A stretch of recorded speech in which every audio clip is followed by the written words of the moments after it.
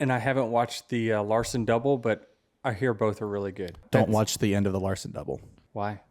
Just trust me on it. Okay.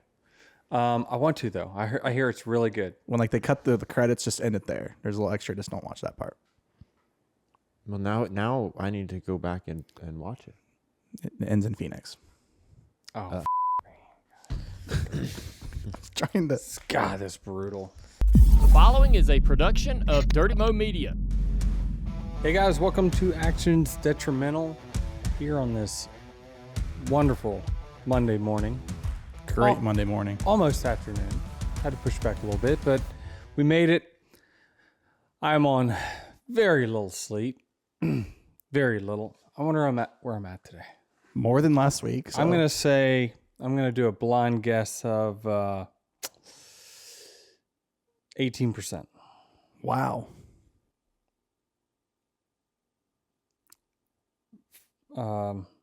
No, I'm 49. Oh, Not bad. Do you feel 49%? Yeah. well, clearly he feels worse. 4 a.m. to 8:20. It's not, I mean, you only live once, YOLO. What did you do? Well, we got home at midnight. What did you do from midnight to 4 a.m.? Rewatch a race back. Then, The whole thing? yeah, I went through it. I fast forwarded the red flag. Okay. Just to, it's just part of the process, while it's fresh in the mind, whatnot. And if I feel like I can't really go to sleep, then just gotta get it over with. I was gonna say, how do you come off the high? Like, if I want to race, like, I feel like it'd be tough to just come home and go to sleep. I usually can. There's been times I think I've won and then slept on the plane, but that's pretty rare. Pretty rare that happens. Are you rewatching it because you're just interested in the race, or are you like, I want to relive this? A little bit of both. Yeah, a little bit of both. I wanted to see kind of how the last few restarts played out, whether I made the right decisions and lanes I chose, moves I made, things like that. And then I didn't even see the front, for 3/4 of the race. So I had no idea what was going on up there. So rewatching it kind of educated me a little bit on that.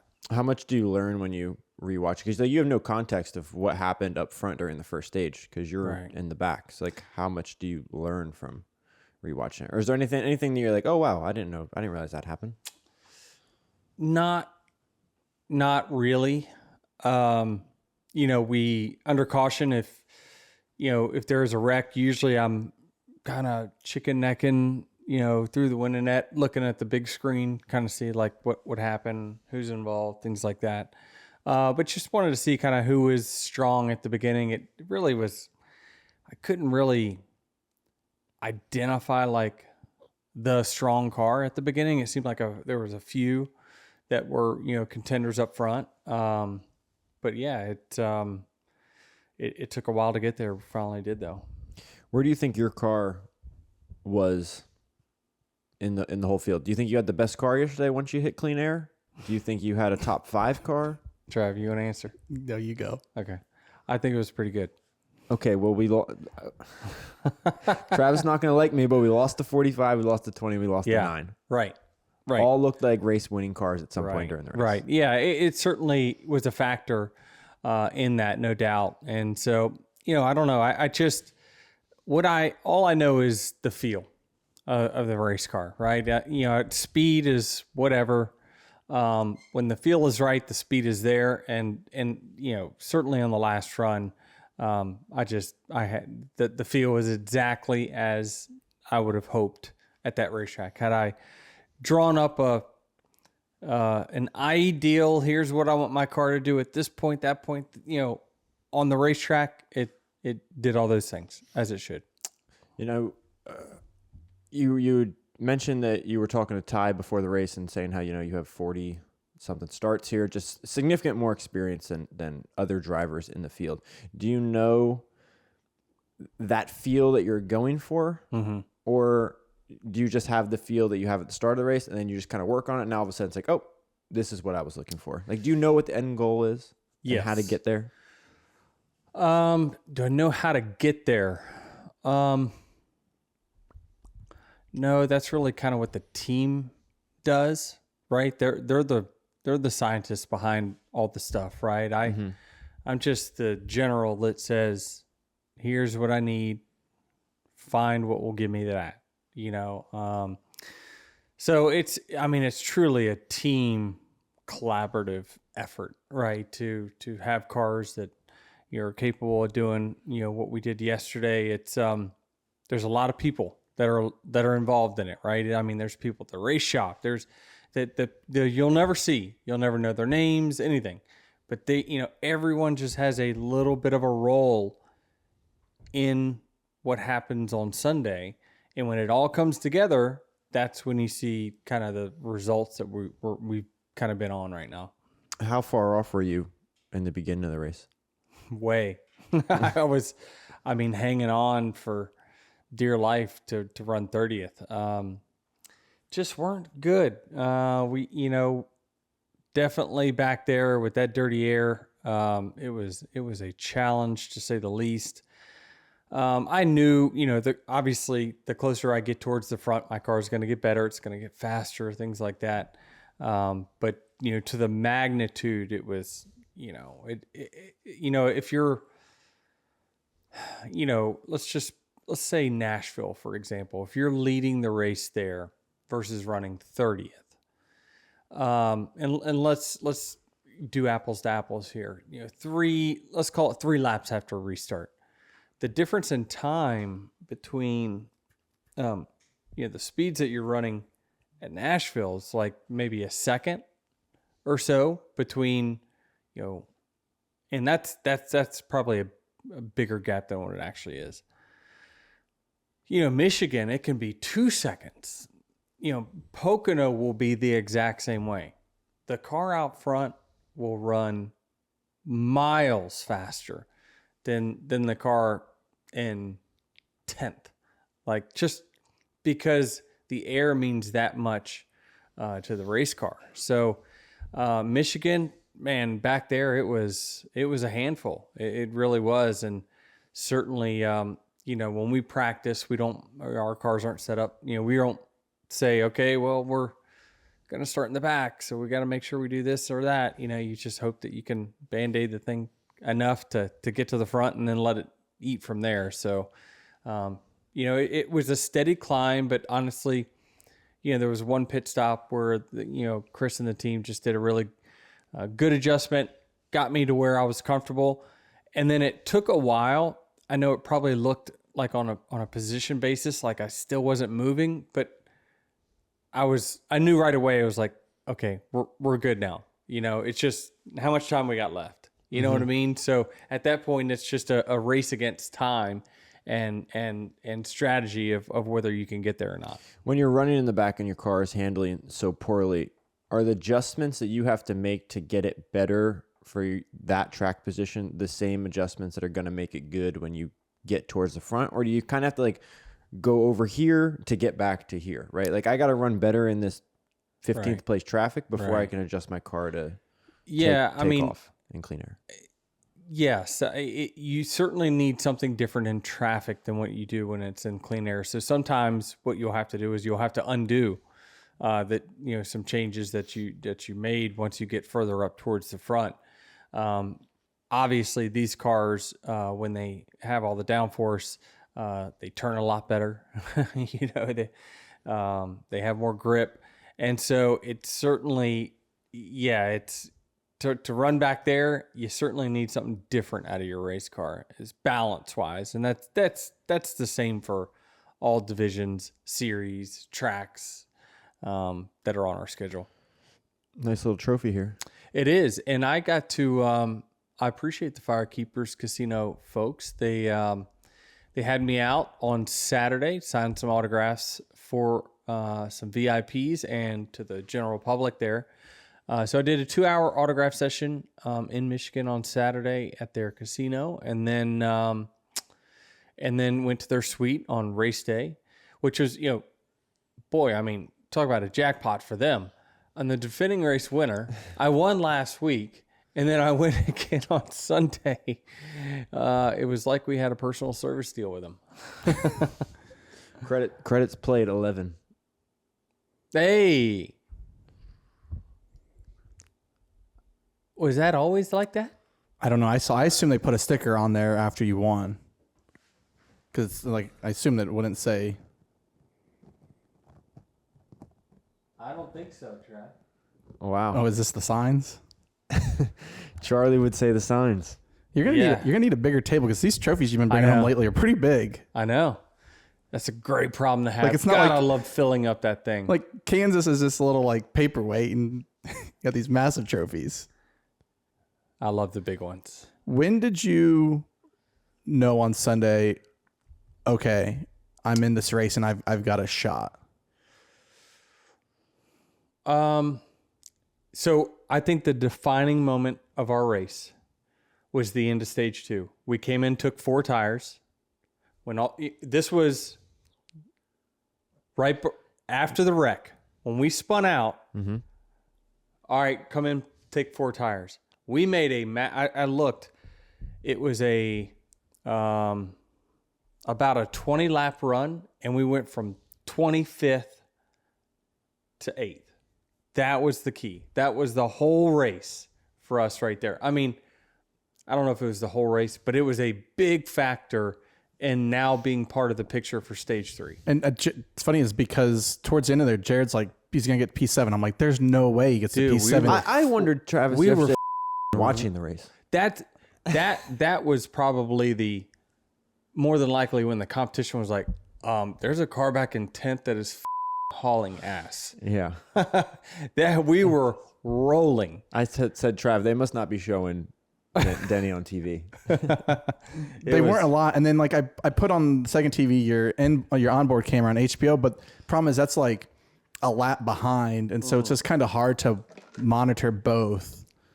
You could just see there's that pack of cars in front of you. It's Zane, Bubba, I think Hocevar was in it, the 22, and it was just like, you're just clearly faster than this group of cars. When we made that last charge, I knew that was like, that told me I had the speed. That now put me in a position to where, all right, we now are inside the top 10. We had the no one pit stall. We're probably going to gain, we got it full of fuel because we pitted during that wreck. So now we don't have to wait on gas. So we're probably going to pick up a couple positions. So now let's just say, I'm thinking in my head, we're going to go from 8th to 6th. 6th, I can win from there in one stage, right? And so that I just think that drive at the end of stage 2 was the moment where that was the spot that put us in contention. And then I think, early on that final stage, there was a couple restarts, and you're like, okay, this car you've got it on the restarts in those short run too. Yeah. We were definitely good on the restarts. Really second half of the race when the car was good. I could make, good time on restarts. There were some where I would get a little pinned on the bottom and, a little bound up, but, nothing that, sometimes you have to choose down there and, the numbers just support it. The gaining of the rows, everyone wanted to be on top, obviously for options and the momentum that you get down the back stretch and front stretch. So, but yeah, I thought we made the best of it.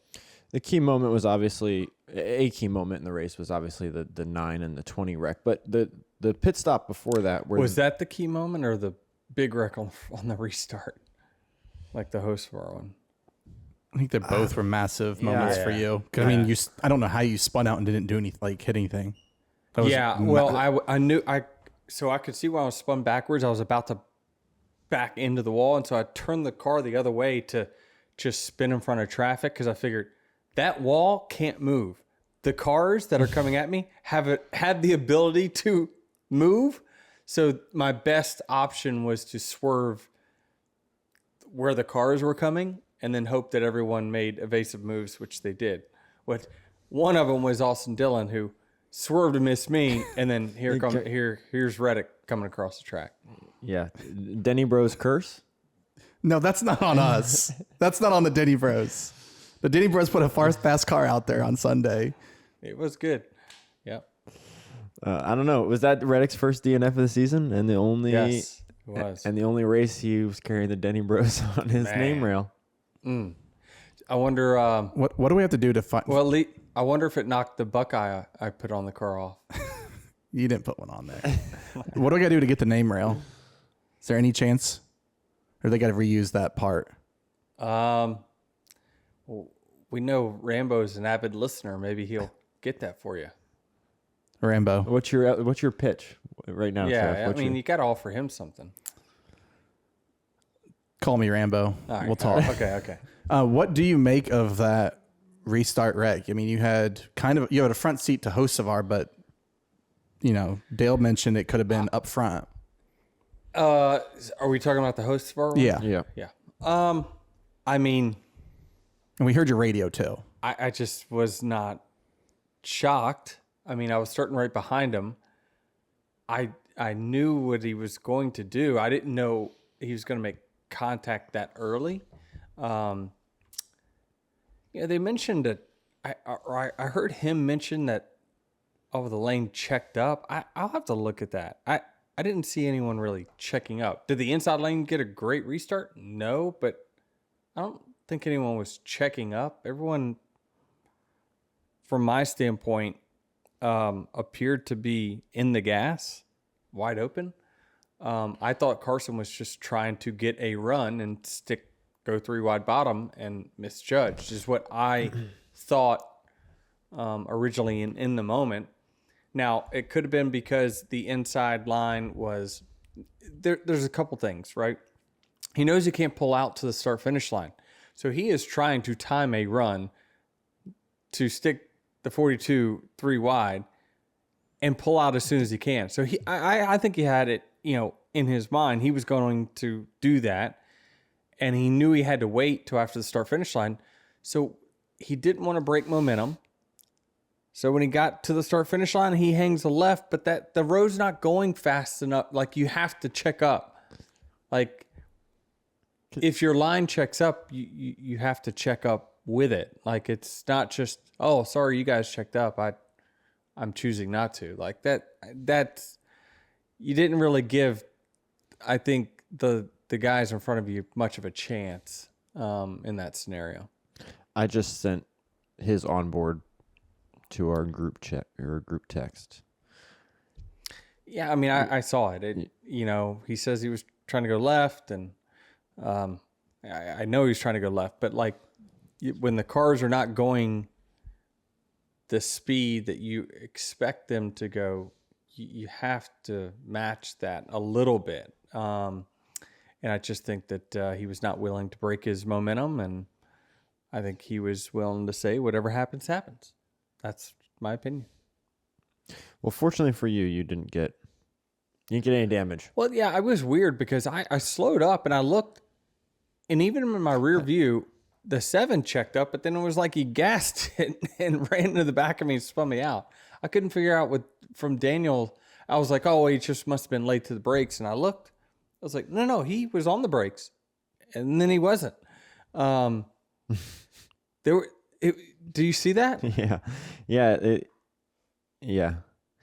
I couldn't figure out what he was doing. Like, I was there, so you can't go through me. But I don't know, man. That was wild. I thought we were fine. Just the field could avoid a lot more wrecks if they stopped trying to like drive through it like Days of Thunder. There's nothing to be gained, folks. Like, just hold your line and slow down.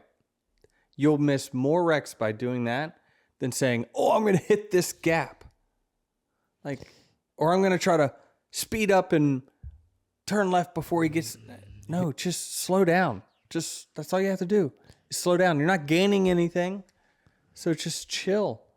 But man, some guys are like obsessed with like hitting a hole in the middle of a car spinning out. And I don't know what they're doing. Counterpoint. All the cars that seemingly were in the back bumpers of other cars got through cleanly. Because if you knock the guy in front of you out of the way, it clears a path. What do you make of Hocevar, though? We saw a lot of drivers critical after the race. Like, it seemed like he just was going for, like, even Ken said afterwards, like, he's on kill at the beginning, and then he has a hard time, like, turning it off and just racing. Well, I just see visually that it appears he gets very excited and very emotional. Like, when they show in cars from a truck race that he's running or something, and like you see his head and he'll start shaking and like, nodding, and like, it was like, whoa, this guy is really emotional. And so I think that, listen, it's not up to me to be his dad, but like, he's just hurting himself, truthfully. I think I'm fine with him. Dale Jr. says, don't change. We for TV people, we love it. We need chaos like this. I agree. TV would love it. The competitors, it's very, very agitating. And again, you just never know when you think you got that opportunity to win, and it goes away because you get raced a little hard and stuff like that. But if you're him, but he's just hurting him. I'm watching the racecraft, and like, if you had a bar of like you were racing the NASCAR game, and it's like, how good are you at short tracks, intermediates, super speedways, speed, qualifying, racecraft? The racecraft bar is really low. It's really, really low. And what I'm seeing is that, while it seems probably like in the moment for him, he's making the right moves, he's just killing his own momentum. He's hurting himself. And I think he's costing himself far more spots than what he's actually gaining. Is he costing himself though? Because like, oh yeah, you guys talk, like, everyone says like they're not going to help him or whatever, but like, I never see anybody really No, truly I'm not put him in talking about costing himself like, oh, someone's going to wreck him. I'm saying he is not optimizing his car's performance. I believe that. I truly believe if he would just take a chill pill, he would be way better off than what he is right now. Like, you're saying he's over driving it. Oh, a lot. I think that was the thing, is he really wanted this race too. Oh, I understand it, but that's where you can't. If you were gonna live on, emotional drivers do not do well in the Cup Series. That's a fact.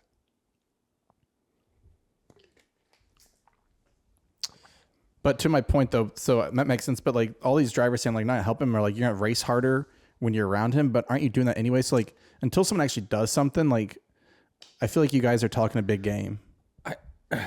I'm not you specifically, no, but just the drivers in general. I have no issue.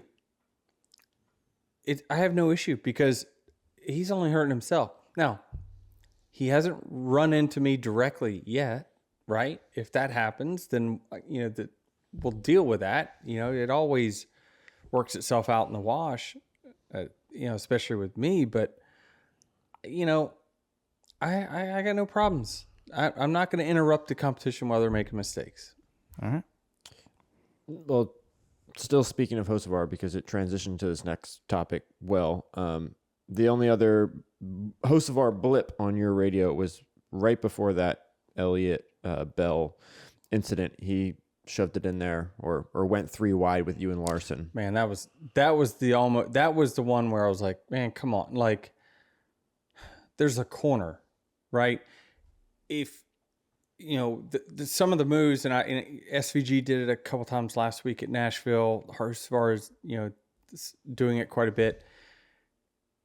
If you have no intentions of holding the bottom, then you shouldn't make the move, right? That's my stance on it, is that if you can't make the corner, don't enter with that speed. Now there's times where you're racing 1v1, you're racing for a win, all those things, it happens. But just generally speaking, it just puts your competition in a tough spot.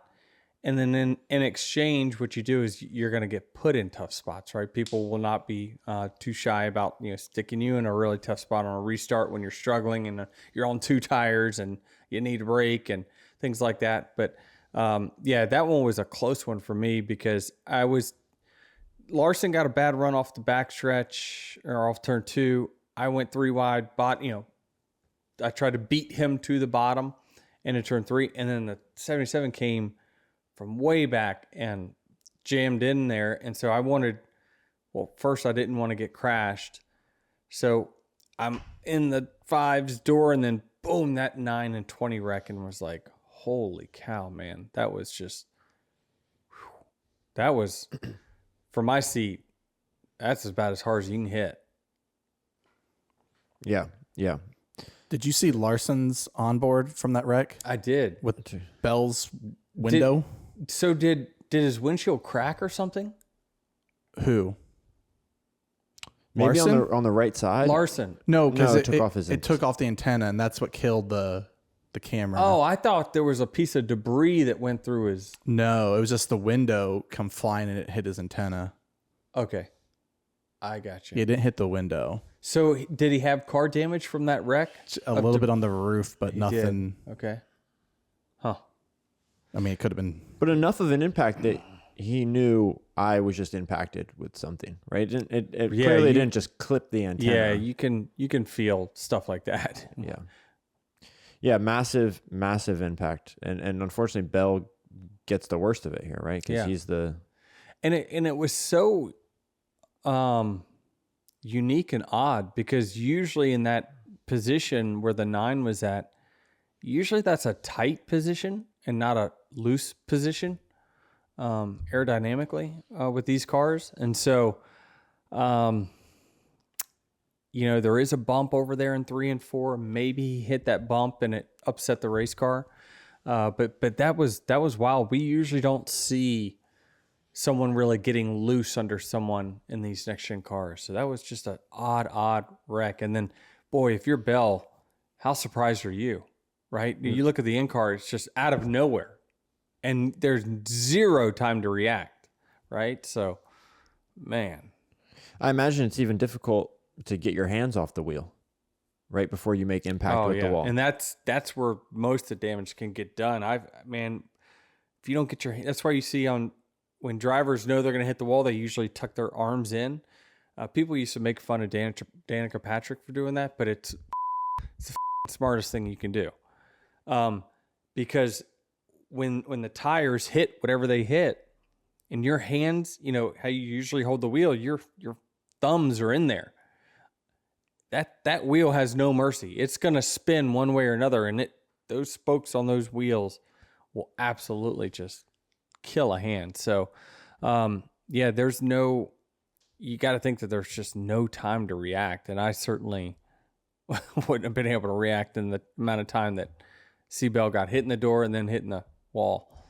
Yeah. I mean, testament to NASCAR on all the safety improvements I've made over the years. You look at Bell's car and it's like that saying when you're in a fight, it's like you should see the other guy. Well, the other guy being the wall is just destroyed. We drove by there leaving the track, and I'd driven up there just to look at it a little bit. And it was, it's just concaved in. It's not. It's wild.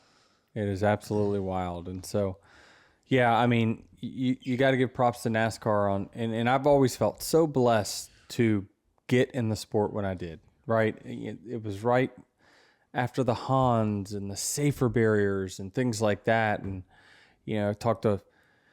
you listen to guys like Michael Waltrip, who's like, yeah, man, these walls used to be concrete. They freaking hurt, and I just could not imagine hitting concrete walls like those guys did back in the days. And now, again, what's a little bit different is that their cars had a little bit more crush in it versus what the next gen car has. That was one of the biggest gripes that the drivers had at the beginning of the next gen was, this thing, the car doesn't crush, the walls barely crush. So what crushes? We're the weakest link in this thing. So NASCAR made a bunch of changes to the chassis. They cut it all up to make it crush, which actually defeats the whole purpose of the model of the next gen. But it's, but yeah, you think you're lucky stars, and there's been some big next gen crashes that have hasn't resulted in injuries or significant injuries, that we're all definitely very lucky to be a part of this era of the series that is as safe as it's ever been. I'm still amazed how you guys, you have this red flag, and then though when the green flag drops, you guys are all just going to send it into turn one, and as if that never happened. Right. Like your guys' ability to just not think and worry about that. Yeah, it's just the racer mentality. It's the next corner is the most important one. Dirty Mo Media has a new show coming out, This Cowboy Life. It's featuring Tiffany and Jerome Davis. They are the PBR's royal couple, and you won't want to miss it. Here's the trailer. Bring the energy. Wake up. I can tell that through all these stories, through all your world championship, I know that in your head you've always said, "I'm going to be a podcaster one day."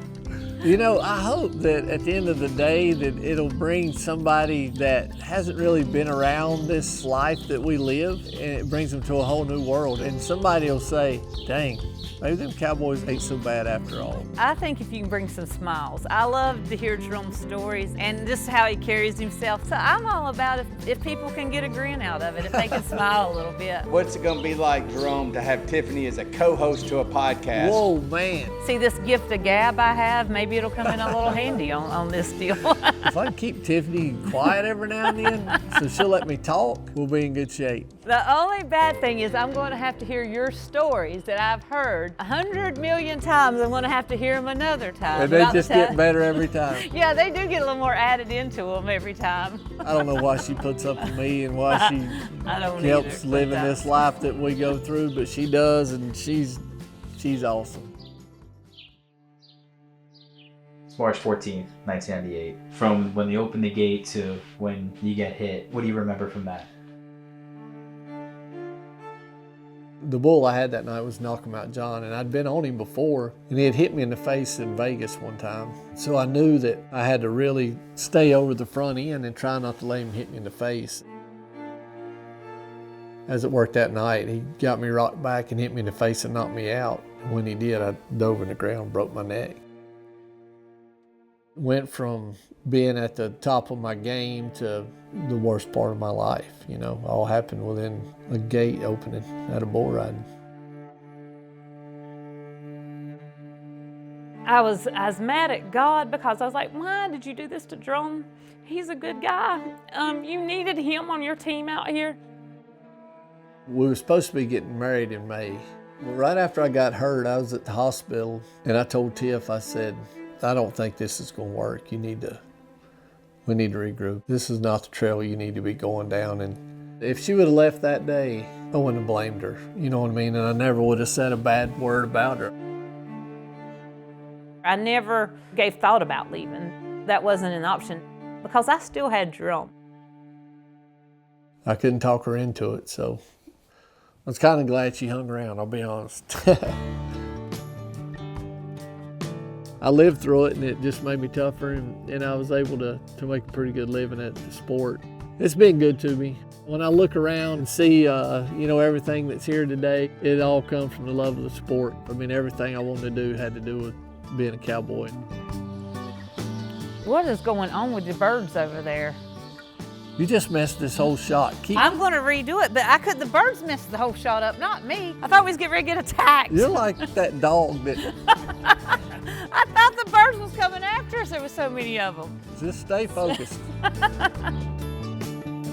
It's going to really bring a new light to what this cowboy life's really about.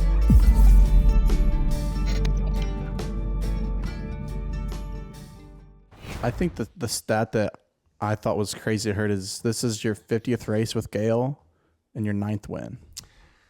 Yeah, great win percentage. We can keep that up. Everything would be great. It's certainly one of the best runs we've ever been on. Just If you keep that win percentage up, you may be racing past 2027. yeah, I don't know. I don't think that this is quite sustainable for the long haul. I think we better enjoy it in the short run. Back to win number 63 though. Have you had any more time to reflect on this number in the moments after leaving the track? Yes. I mean, certainly it he moves you up the totem pole just another one position, right? This is where it's going to end. I'll end up ninth on the list when it's all said and done. But it's just significant because, for all of my Cup career, it was like Kyle Busch wins, Kyle Busch wins, Kyle Busch wins, Kyle Busch wins. And then it's like, wow, I was able to win that much, and so the longevity of it certainly helps. This is almost, this weekend will be, it was almost 4 days from being 20 years apart from my first win. So, that's probably to me the proudest accomplishment is just being able to honestly say in year 20 something, I think 21 or so, that it's as good as I've ever been. So that's to me the most proud I am. I mean, I'll never forget, everyone on social media wanted me fired in 2018. They thought I was washed up 8 years ago. They're lucky I wasn't around. I don't know. You might not have been around, Trav. There wasn't much to root for. There weren't many bros around in 2018 when I wasn't winning or didn't win a race.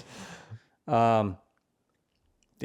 So that's why you can't let those folks get to you. What I love the most, they have no idea what they're doing. When I look and it's, that damn car's cheated up, there's no way. The lawsuit. That's why the car's so fast. It's y'all are making me believe that I'm doing things that you think are impossible. That is awesome.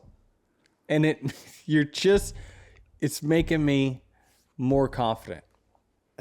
So I love it. But what's crazy though is that like Jimmy still got like 20 more wins. Where the hell was your comments back then? Like, oh, that car ain't cheap. Like,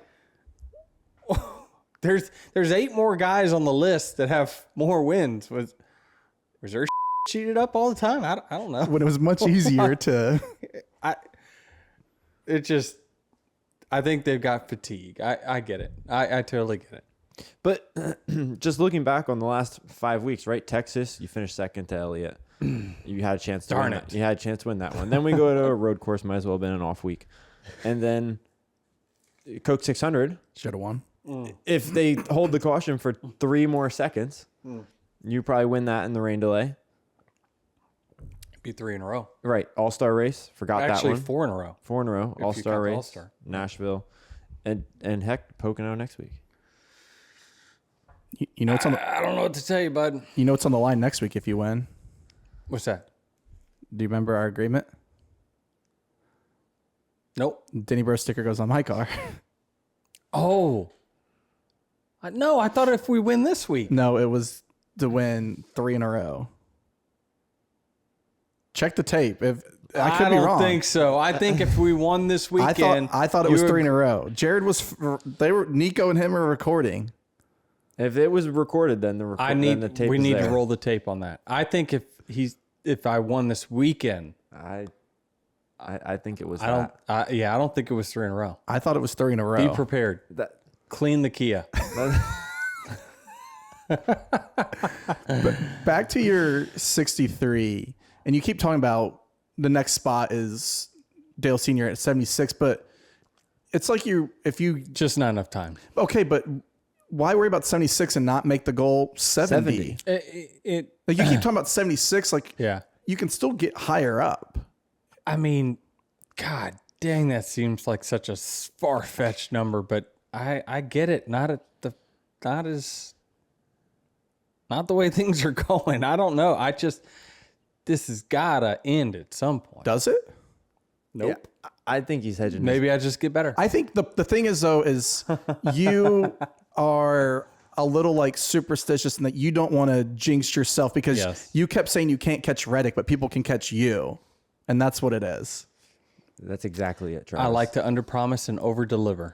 That is my mantra. So you mentioned you said no mercy earlier, talking about something else, but the restart at the end.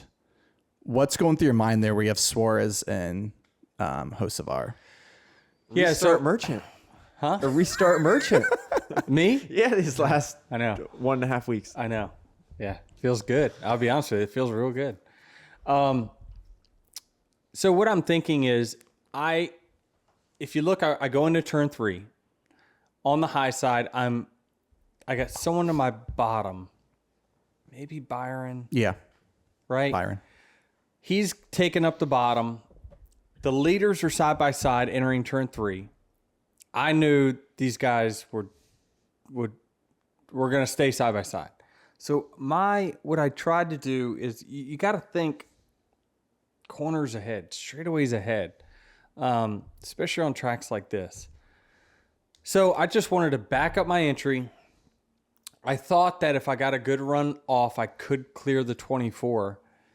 And it's just, they got bogged down. So if you remember last week when me and Bell, now we were kind of stuck together off of turn 4 when Briscoe got that huge run. Mm-hmm. I was trying to do the same thing that like Briscoe was doing, which was, hey, these guys are going to just slow each other down. Let me work on getting the best run off that I possibly can. So I didn't think the run would be that big. So I back the corner up. I get to the gas quick, clear Byron. And at that point, they're still side by side. I'm like, okay, I'm probably going to be about 5 miles an hour faster than them coming off the corner. At this point, I'm just going to push the 7 by the 77, and then I'll fight the 7 because I didn't want to get stuck on the bottom. But when I started catching them, I'm like, I'm running fast enough. I might be able to clear them. And if I don't, I'll give it another run. I have 40 laps to give this thing another shot. Like it's not like the do or die moment. Worst comes to worst, I get stuck 3 wide bottom. They both go back on the outside. Maybe Byron goes back by me. Maybe. But I wasn't worried about it because I knew the car had the speed. And I knew there was enough time on the clock left. So it just, when I come off the corner, I'm looking and I'm like, I'm running fast enough. If they stay close to each other down the front straightaway, I could clear. And it just was barely enough. When you're in third and you see the 77 and the 7 battling for the lead, are you kind of just like licking your chops like, oh yeah, I'm getting both? Knowing how hard they're going to race each other for that position. Not really. I think I didn't see where they really raced each other that hard. I truly don't. I mean, especially you're inside the last fuel window and you're racing for a win. I mean, was it harder than me and Seabell were racing each other? I don't think so. So I know Carson mentioned that, the 7 was really tough on them, but like everyone's trying to get to the lead and they know whoever can get to the lead has the big speed advantage. So I didn't think either one of them did anything wrong. Were you always going to go below Hocevar once you made it? Because it looked like you might try to shoot the gap and then Hocevar kind of came up.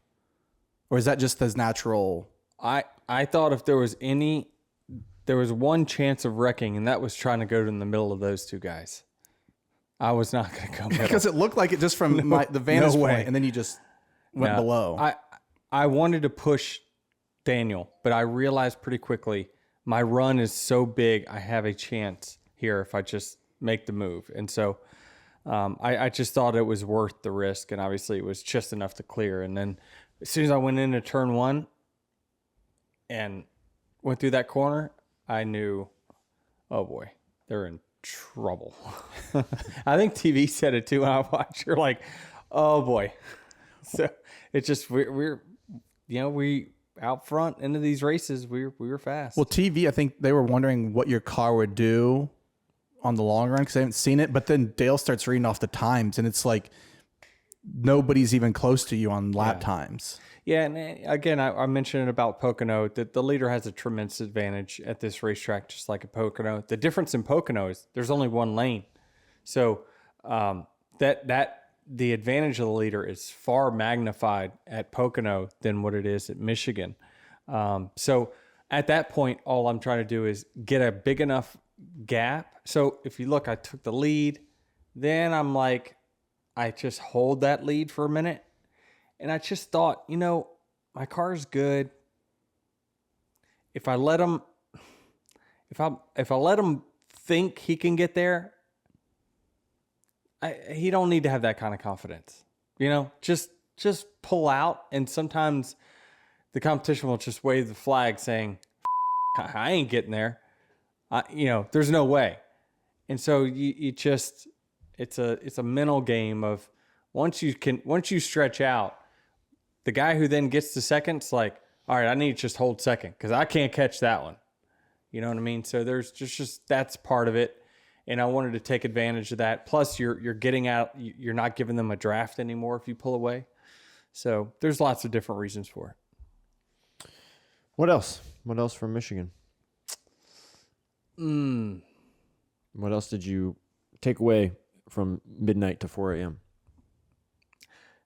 One of my takeaways is Richard Childress is still pretty damn witty. Who in this room's eyes are closest together? Yeah. Who's closer, mine or his? It's not fair because I have a really tiny head. What do you mean it's not fair? Well, I guess the whole point of the eyes are close is that you have a small brain. Right. Yeah. And that's what Richard's saying is that, and I guess if you look this up, it does say something about if your eyes are close, it could be a sign of underdeveloped brain. I do love that RC's got an open mic. It's just the guy has got liners like that I dream about. I always love a punchline or a jab here and there, but RC, nobody can do it like that guy. It's just amazing. Still at his age, he's got them. Will you have an open mic? Does it say anything about eyes that are closed, underdeveloped brain? Clinical indicator of underlying neurodevelopmental anomalies. Oh, and by the way, the teardown with Jeff and Jordan. Yes, Jeff, your eyes are definitely further apart than Jordan's. Jordan's are closer together than yours. You can see that. But it's probably me. I mean, I got a narrow nose. What do you think, people? Am I underdeveloped? Oh, the fans are definitely going to say yes. I would agree with you. I have one last question. You're now 51 points back. Can you catch him? Oh, man. We got, 4 road course and super speedways left? I get super speedways, it could go either way. Yeah. I mean, if we win every race that turns left, then yeah, we can get there. But I mean, he had bad, it was the worst case for him. Yeah. He's last and I'm first, right? At least he won stage 1. Yeah. Could have been worse. Right. I mean, is it possible? Yes. I still say it's unlikely given the tracks that are left. Let's reassess after Chicago. But talk about a swing. Massive. 97, 51. No, it's a 50-point swing. I would go from, if we believe that, the 45 will be one of the toughest competitors because he's gonna start with a head start, right? He's got a 25-point buffer. Flip that, right? Now you're 25 ahead, not 25 behind. It's a big swing. Mm-hmm. But I think he's probably gonna have to get more unlucky. And I'm gonna have to pull something out of my ass at San Diego and Sonoma. But maybe Sonoma's not completely a wash, right? Like you've driven Sonoma 40 times. It hasn't mattered. We just don't know. Again, truthfully, if you would say, I'll give you 15th both races, I certainly would take it and just move on and try to make hay other places. But that's the downside of being a Denny bro. You guys are gonna have to.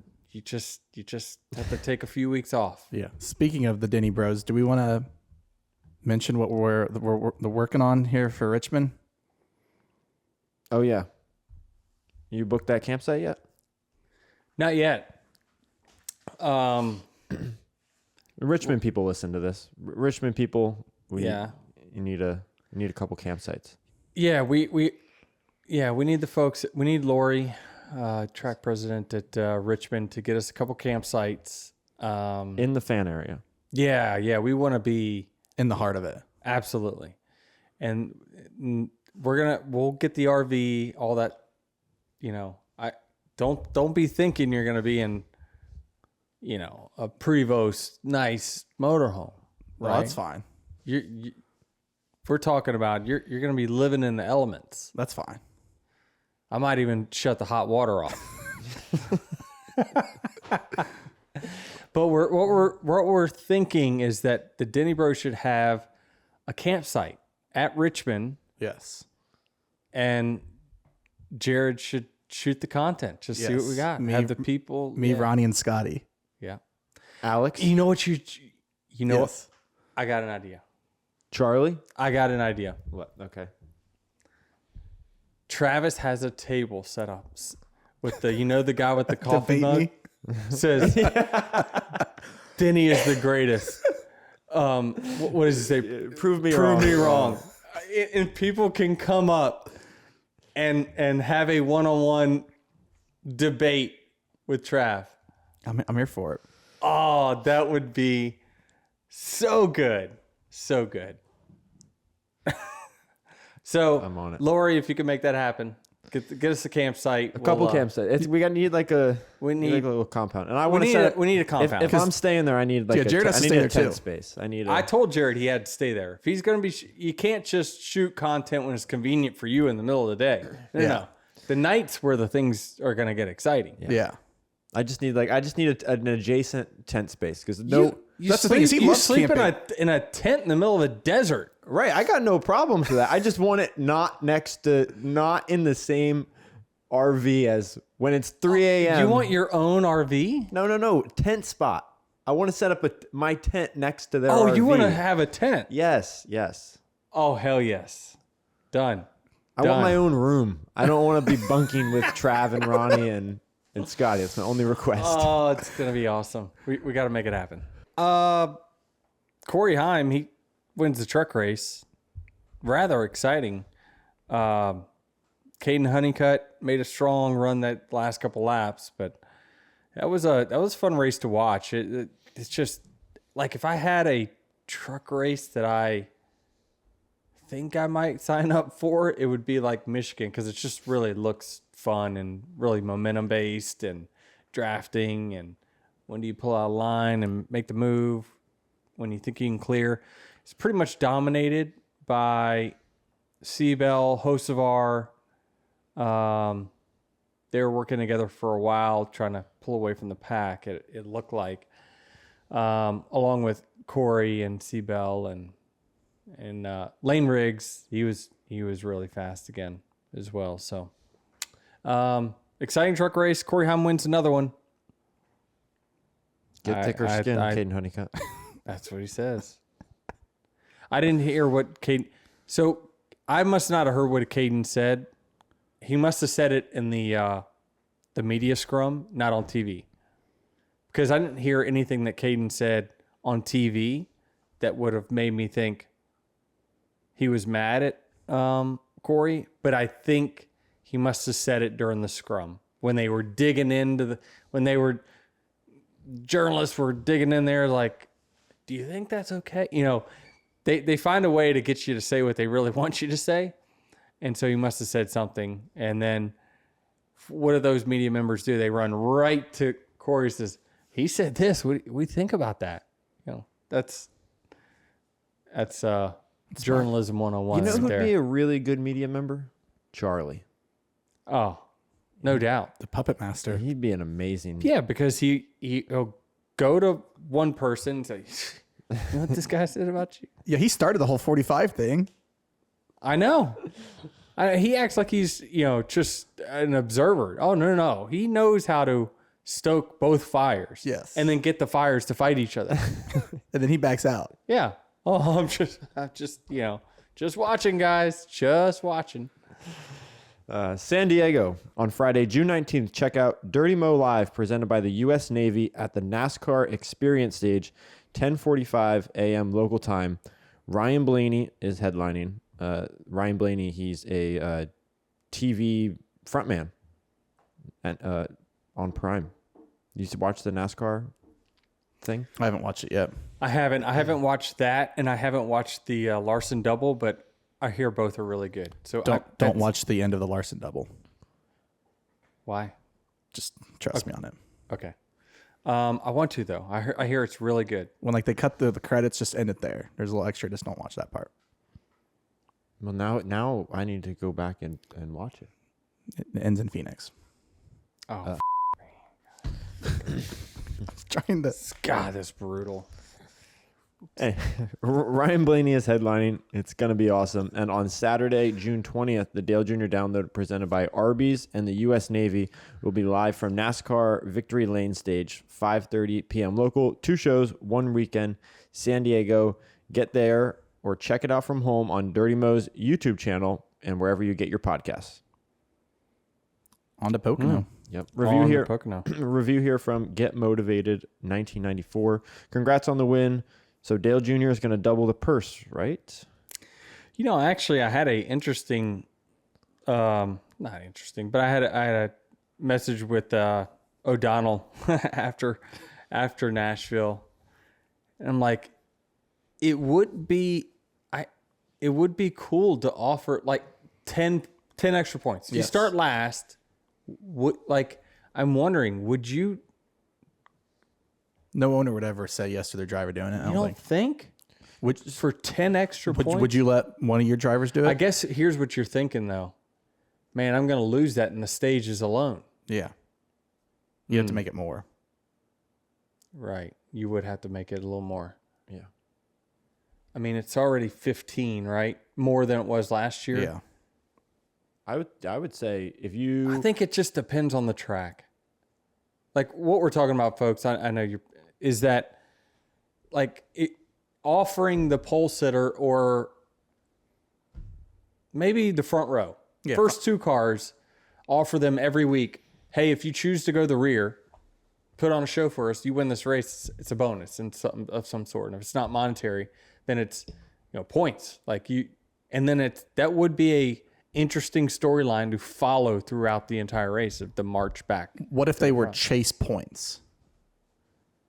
So you don't lose those when it resets. So if you're going to start with 2,075 and you did this, you got 10 chase points. They don't want alternate standings. I'll tell you that. No. They want one set of standings. Make it really simple. It needs to be more than because 10 ain't going to. Yeah, it's just you're going to lose that in the first stage alone. Most likely. Yeah, usually your pole sitter scores a significant amount of first stage points. So, yeah, I don't know. You have to get creative, but it's enticing. It's enticing.